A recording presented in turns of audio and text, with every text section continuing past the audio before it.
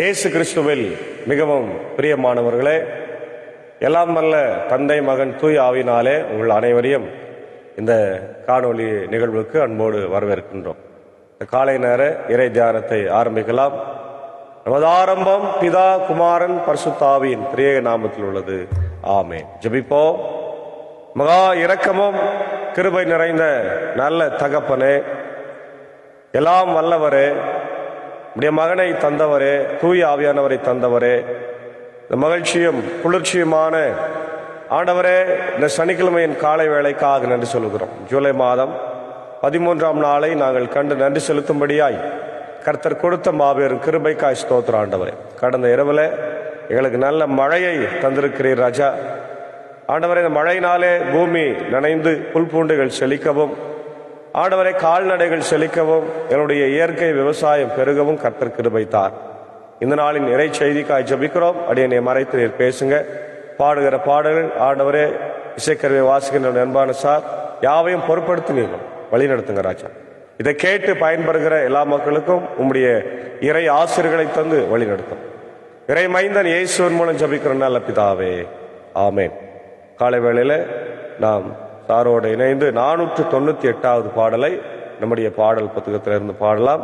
வாரும் எமது வறுமை நீக்க வாரும் தேவனே என்ற பாடலை நாம் சாரோடு இணைந்து பாடலாம்.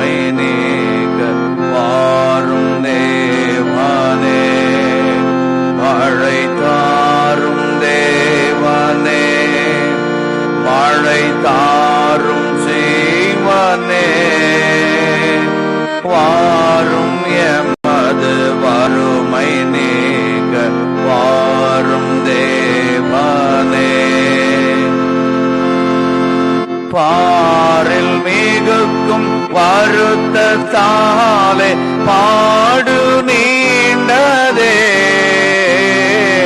பாரில் மிகுக்கும் வருத்தத்தாலே பாடு நீண்டதே, வெகு கேடும் நீண்டதே, வெகு கேடும் நீண்டதே, வெகு கேடும் நீண்டதே, வெகு கேடும் நீண்டதே.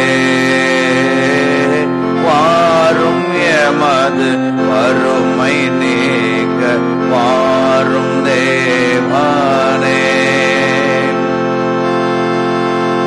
நாட்ட பயிர்கள் மழையில்லாமல் பட்டு போச்சுதே,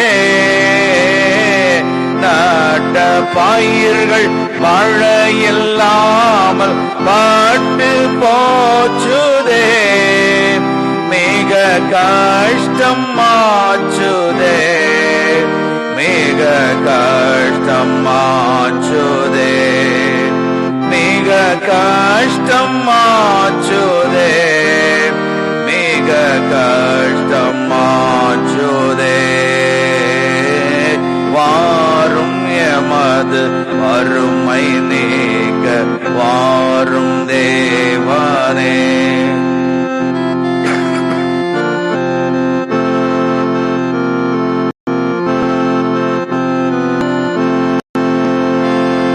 பச்சை மரங்கள் கனிகளின்றி மாறி போச்சுதே, பச்சை மரங்கள் கனிகளின்றி மாறி போச்சுதே, அன்னம் பாரல்லாச்சுதே, அன்னம் பாரல்லாச்சுதே, அன்னம் பாரல்லாச்சுதே, அன்னம் பாரல்லாச்சுதே. வாரும் எம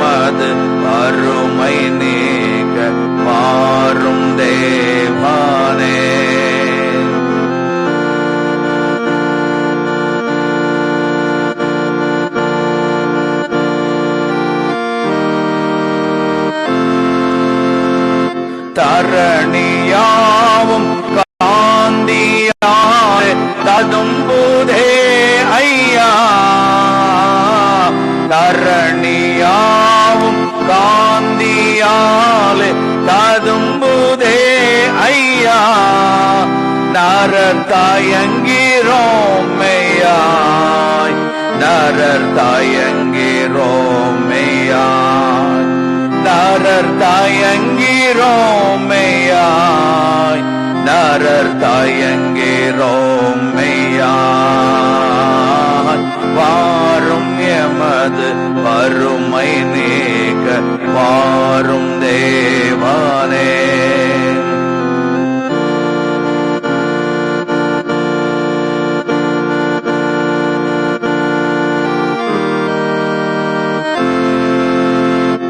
கருணையுள்ள நாதனே தருணம் வாருமே. கருணையுள்ள நாதனே தருணம் வாருமே. எங்கள் தாயங்கள் தீருமே, எங்கள் தாயங்கள் தீருமே, எங்கள் தாயங்கள் தீருமே, எங்கள் தாயங்கள் தீருமே. வாரும் எமது வறுமை நீக்க வாரும் தேவனே. வாரும் எமது வறுமை நீக்க வாரும் தேவனே. மழை தாரும் சீவனே, மழை தாரும் சீவனே. வாரும் எமது வறுமை நீக்க வாரும் தேவனே.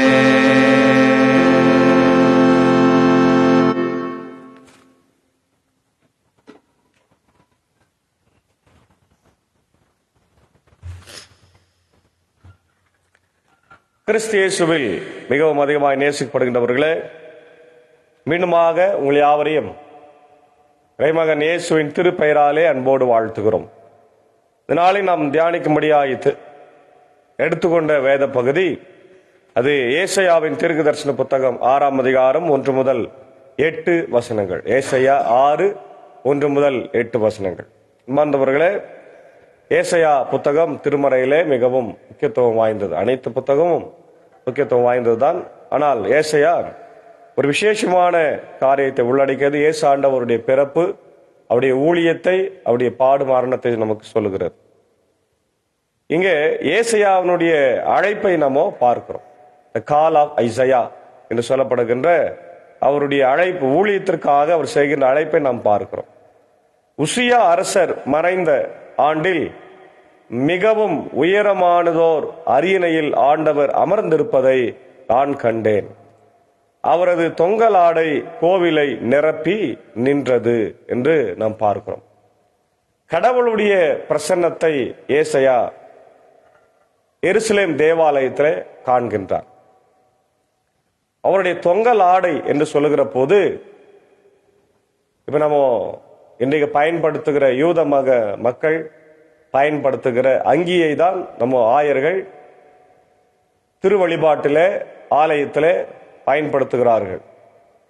அதே போலதான் அன்றைக்கும் கடவுள் அவர் ஒரு பெரிய அங்கியை அணிந்து அதற்கு மேல் மேலாடையை அணிந்து அந்த தொங்கலாடை இந்த ஆலயம் முழுவதையும் நிரப்பி இருந்ததை நம்ம பார்க்க முடிகிறது. இது அவருடைய ட்ரெஸ்ஸிங் கோட ரொம்ப அழகா ஏசாயா விவரித்து சொல்லுகிறார். அப்போ நேரடியாக ஆண்டவருடைய மகிமையை கண்டவராக அவர் இருக்கின்றார். அவருக்கு மேல் சேராபீன்கள் சூழ்ந்து நின்றார்கள். ஒவ்வொருவரும் 6 இறக்கைகள் இருந்தன. ஒவ்வொருவரும் 2 இறக்கைகளால் தம் முகத்தை மூடி கொண்டார்கள், 2 இறக்கைகளால் தம் கால்களை மூடிக்கொண்டார்கள், மற்றும் 2ஆல் பறந்தார்கள். பாருங்க, தேவதூதர்கள், அதாவது இவர்கள் கொஞ்சம் வித்தியாசமானவங்க. தேவதூதர்களுக்கு ஒரே இறக்கை இருக்கும்படிதான் நாம் பார்த்திருக்கிறோம். ஆனால் இவர்களுக்கு 3 செட் 6 இறக்கைகள் இருக்கிறது.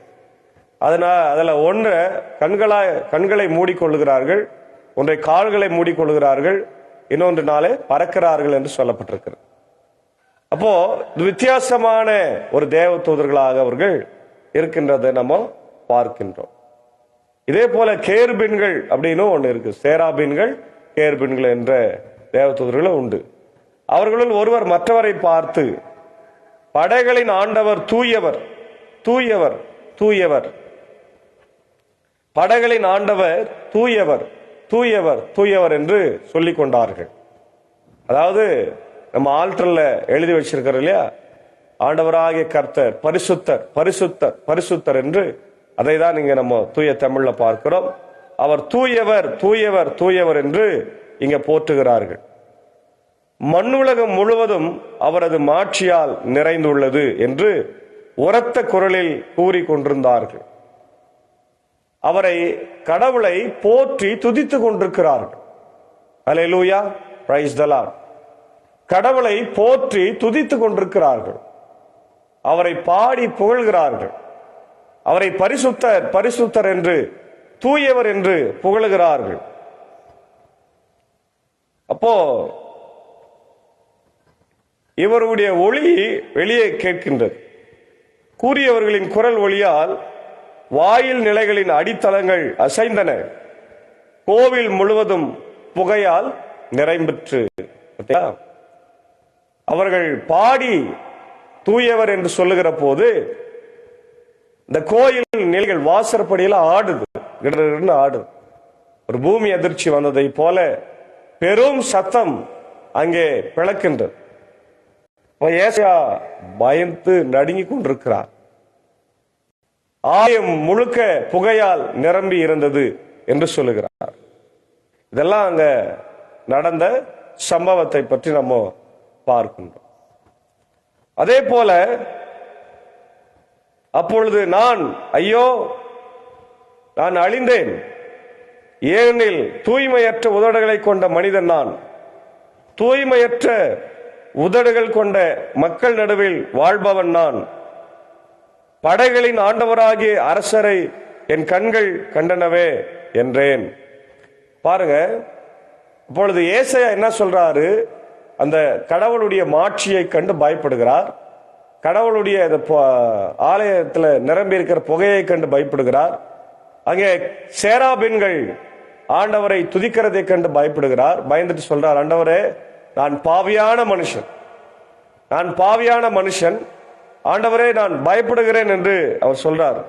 அதாவது தூய்மையற்ற உதடுகள் கொண்ட மக்கள் நடுவிலே வாழ்பவன் நான், தூய்மையற்ற மக்கள் மத்தியிலே வாழ்பவன் நான் என்று சொல்லுகிறார். அது உண்மைதான். பாவிகளின் மத்தியிலே இல்லையா, பாவிகளின் மத்தியிலே, பாவம் செய்கிற மக்கள் மத்தியிலே ஏசாயா வாழ்ந்து கொண்டிருக்கிறார் என்பதை இங்கே சொல்லுகின்றார். அப்போ தன்னுடைய பாவத்தை அறிக்கை செய்கிறார். ஃபர்ஸ்ட் எப்பவுமே நான் நிறைய முறை சொல்லியிருக்கிறேன், நம்முடைய லுத்ரன் ஆர்டர் ஆஃப் சர்வீஸ்ல முதல்ல இருக்கிறது என்னன்னா பாவ அறிக்கை தான். த கன்ஃபெஷன் ஆஃப் சின்ஸ்.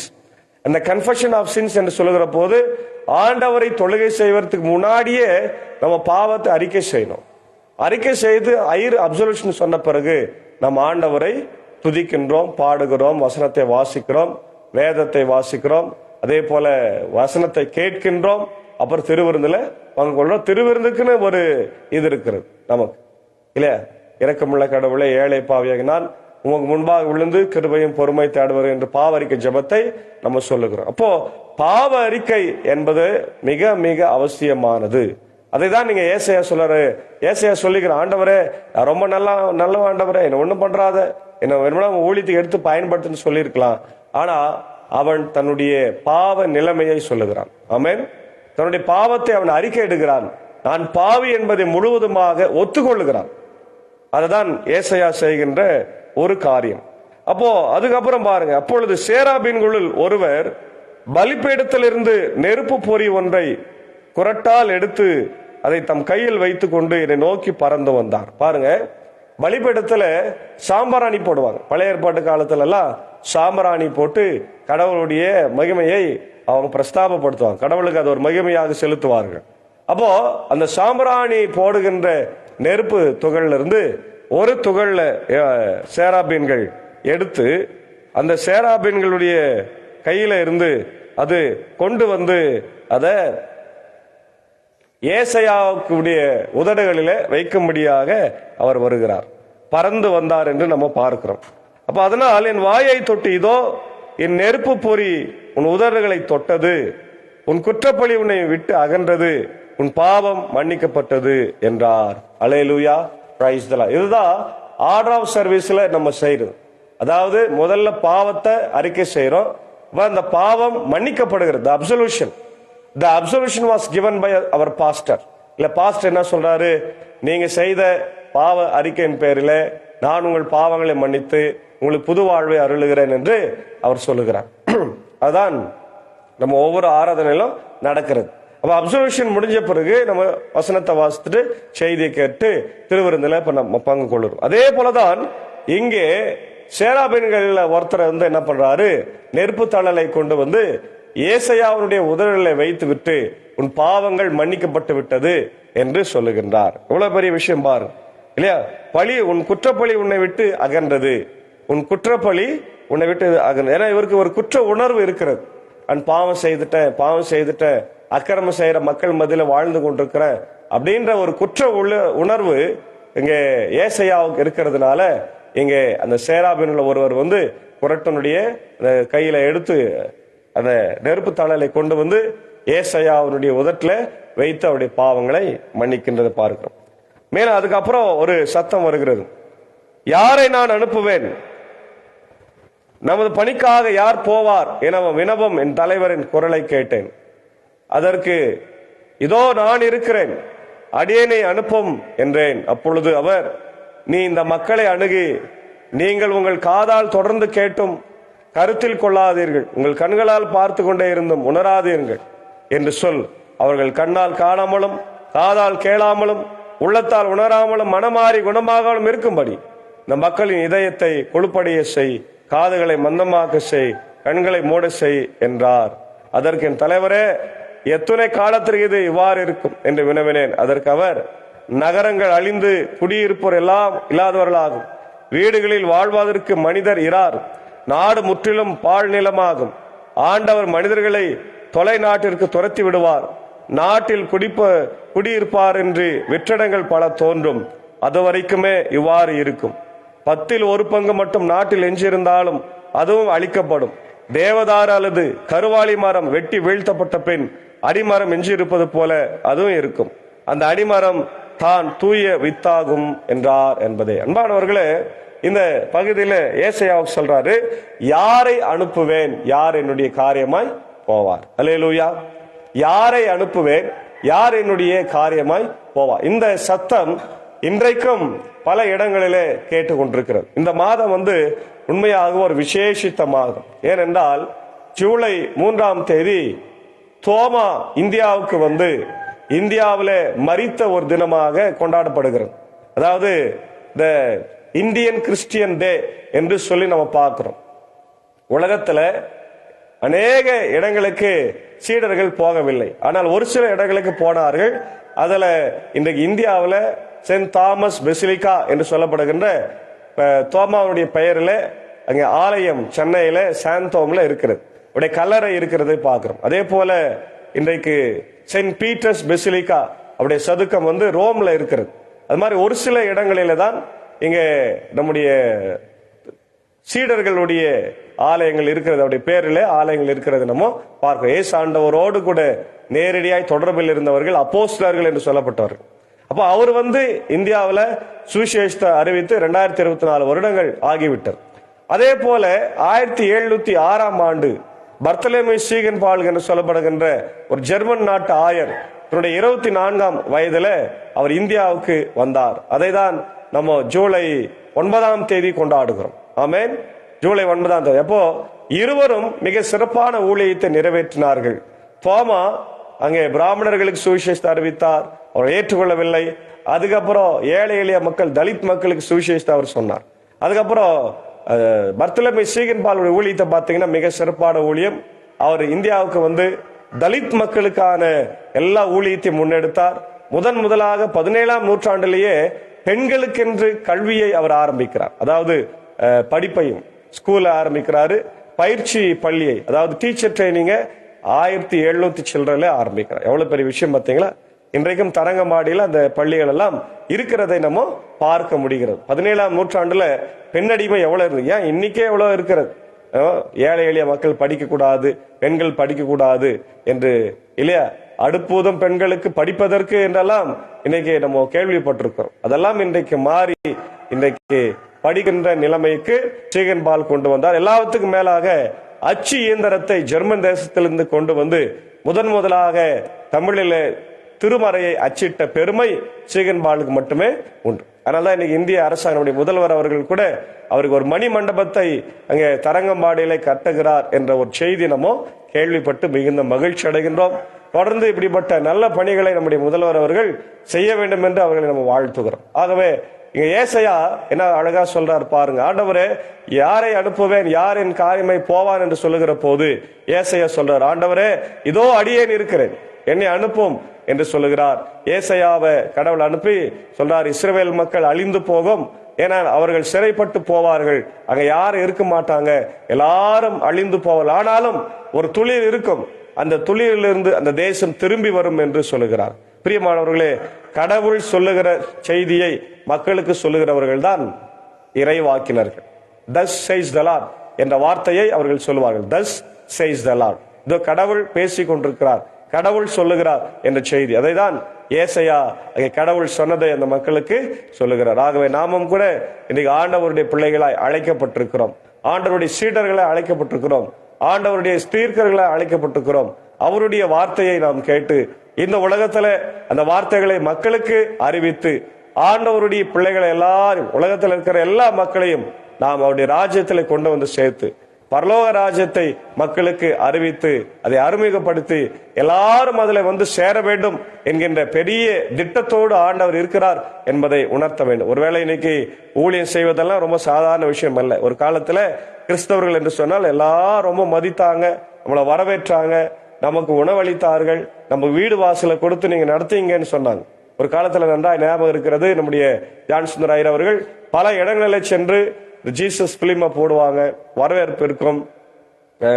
மே மாசத்துல எல்லாம் பல இடங்களில், ஏன் அதர் காஸ்ட் ஏரியாவில் கூட விபிஎஸ் போய் நடத்துவாங்க. அந்த பள்ளிக்கூடங்களை திறந்து கொடுத்து பிள்ளைகளுக்கு எல்லாம் நடத்துவதற்கு வாய்ப்பு கொடுப்பாங்க.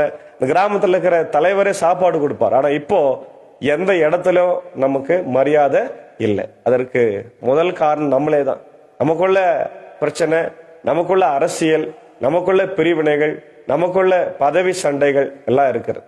இன்னொன்று, எனக்கு மத ரீதியான தாக்குதல்கள் அதிகமாக மாறிவிட்டது. ஆளுகின்ற தலைவர்களே மக்களை மோத விட்டு வேடிக்கை பார்க்கிற ஒரு நிலைமையில இன்னைக்கு நம்ம இருக்கின்றோம். இவையெல்லாம் இன்னைக்கு மாற வேண்டும் என்று சொன்னால் ஆண்டவருடைய மக்களாய் இருக்கிற நாம் முதல்ல மனம் மாறி ஆண்டவருடைய பிள்ளைகளாய் கனி கொடுத்து இருக்கின்ற எல்லா மக்களையும் ஆண்டவருடைய ராஜ்யத்துல கொண்டு வந்து சேர்க்கின்ற இறை பணியை செய்ய எல்லாம் வல்ல தூய ஆவியானவர் வழிநடத்தி காப்பாராக. ஆமேன். ஜெபிப்போம். மகா இரக்கமும் கிருபை நிறைந்த நல்ல ஆண்டவரே, இதோ இந்த மகிழ்ச்சியான இந்த வாரத்தின் ஆண்டவரே கடைசி நாளுக்காக ஜெபிக்கின்றோம். ஜூலை மாதம் 13ஆம் நாளை நாங்கள் கண்டு நன்றி செலுத்துகிறோம். கடந்த இரவுல பலத்த மழையை எங்களுக்கு தந்திருக்கிறேன், இன்னும் அதிகமான மழையை தாரும். இது போதாத ஆண்டவரே, என்னுடைய வயல்வெளிகள், புல்வெளிகள் ஆண்டவரே, என்னுடைய கால்நடைகள், என்னுடைய விவசாயம் செழிக்க பெருக வேண்டும்.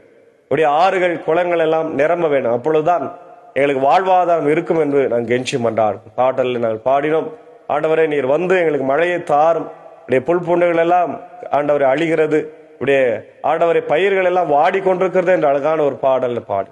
அந்த பாடல வருகிற வசனங்களை எல்லாம் என் தேவன் ஆண்டவரை நீர் மாற்றி எங்களுக்கு ஒரு செழிப்பான நாட்களை, நல்ல மழையின் நாட்களை தர வேண்டும் என்று ஜெபிக்கின்றோம். இந்த காலை நேரத்தில் இந்த இறை வார்த்தையை கேட்டுக்கொண்டிருக்கிற அகில உலகத்தில் இருக்கிற எல்லா மக்களுக்காக ஜெபிக்கணும். America, UK, Australia, New Zealand, Philippines, இந்தியாவில் இருக்கிற எல்லா மக்கள், எல்லா மாநிலத்தில் இருக்கிற மக்கள், தமிழ்நாட்டில் இருக்கிற மக்கள், கிறிஸ்துவை அறியாதவர்கள், அறிந்தவர்கள், ஆண்டவரை கிறிஸ்துவை ஏற்றுக்கொண்டவர்கள், ஏற்றுக்கொள்ளாதவர்கள் எல்லாருக்காக ஜெபிக்கணும். இந்த செய்தியை கேட்கின்றவர்கள், பார்க்கிறவர்கள் எல்லாரும் ஆண்டவரை இயேசுவினிடத்துல வந்து மனம் திரும்பி வருத்தப்பட்டு பாரம் சுமக்கின்றவர்களே எல்லாரும் இடத்துல வாருங்கள், நான் உங்களுக்கு இளைப்பாறுதலை தருவேன், விடுதலையை தருவேன் என் நுகம் லேசாக இருக்கிறது என்பதை நாங்கள் ஆண்டவரை படித்திருக்கிறோம், உணர்ந்திருக்கிறோம். அந்த செய்தியெல்லாம் இன்றைக்கு ஆண்டவர் நாங்கள் கேட்டு ராஜ்யத்தண்டை சேர கர்த்தர் கிருபை தார். இந்த நாளிலே இந்த ஆண்டவரே ஊழியத்தில் எங்களோடு இருக்கிற அன்பர் சாருக்காக, ஆண்டவரே ஏஞ்சி அக்காவுக்காக, அன்பான பிள்ளைகள் மாத்தல் மறியலுக்காக ஜபிக்கிறோம். ரத்த கோட்டைகளை மூடி மறைத்துக் கொள்ளும், பாதுகாத்துக் கொள்ளும், தேவைகளை சந்தி ஆசீர்வதியும். சாகு சாருக்காக, டீச்சருக்காக ஜபிக்கிறோம். ஜான்சன் சாருக்காக, அன்பு துணைவியார் பிள்ளைகளுக்காக ஜபிக்கிறோம்.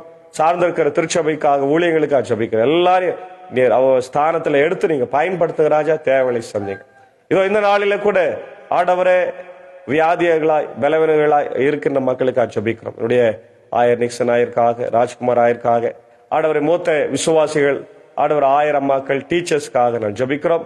குறிப்பா இந்த நாளில் பிறந்த நாளைக்கு நன்றி செலுத்திக் கொண்டிருக்கிற யூகேவில் இருக்கின்ற அவருடைய அன்பு சகோதரர் அலெக்ஸ் பெர்னாண்டஸ் அவர்களுக்காக ஜபிக்கிறோம். நாளிலே பிறந்த நாளைக்கு நன்றி செலுத்துகிற அவருக்கு நல்ல சுகத்தையும் பலத்தை தார்.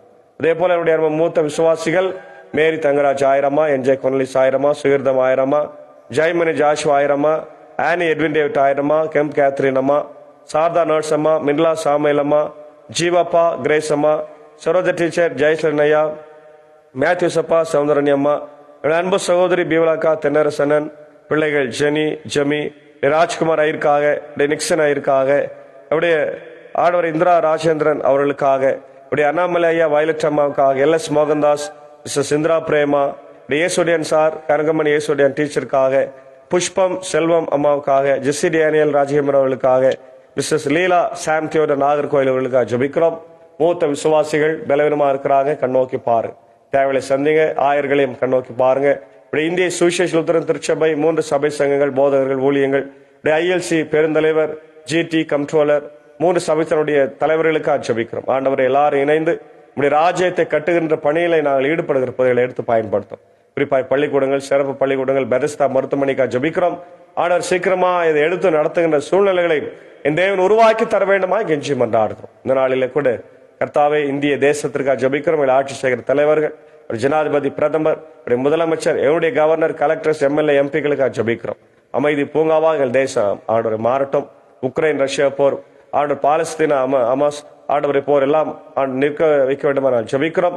ஏனென்றால் அநேக குழந்தைகளும் பெண்களும் பாதிக்கப்படுறாங்க, உணவில்லாமல் பாதிக்கப்படுறாங்க, உயிரிழந்திருக்கிறாங்க. கண்ணோக்கி பார். உலக நாடுகளும் அமைதியாக இருக்க கர்த்தர் கிருபை தார். தொடர்ந்து ஆண்டவர் நாளை தினத்துல நம்முடைய ஆலயத்துக்கு வந்து வசனத்தை கேட்டு ஆசீர்வதிக்கப்பட கர்த்தர் கிருபை தார். இந்த நாளிலே இதை கேட்டுக்கொண்டிருக்கிற ஒவ்வொரு மக்களையும் கர்த்தர் ஆசீர்வதியும்.